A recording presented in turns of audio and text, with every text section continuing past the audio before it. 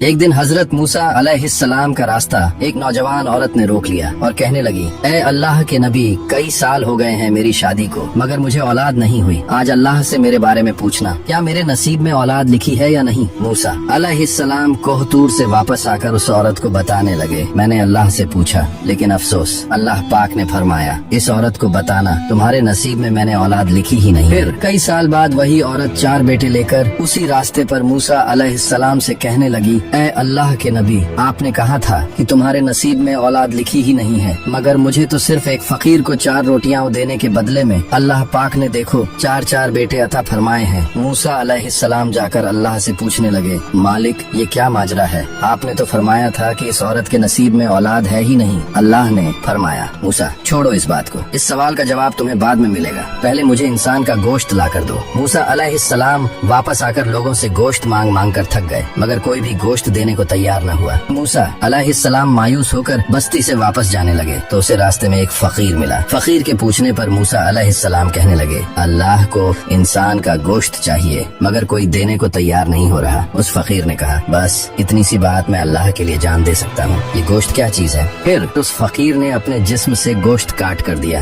موسیٰ علیہ السلام وہ گوشت لے کر کوہ طور پر چڑھے اور اللہ سے ہم کلام ہوئے تو اللہ پاک نے فرمایا، موسیٰ یہ وہی فقیر ہے جس نے اس عورت کو دعا دی تھی اور میں نے پھر کسی اور کے نصیب کی اولاد اسے عطا فرما دی، ورنہ گوشت تو تمہارے پاس بھی ہے لیکن اسی فقیر نے ہی اپنے جسم سے کاٹ کر دیا۔ موسیٰ جو ہماری راہ میں خود کو قربان کرنے کے لیے تیار رہتے ہیں پھر ہم بھی ان کی کوئی بات نہیں ٹالتے۔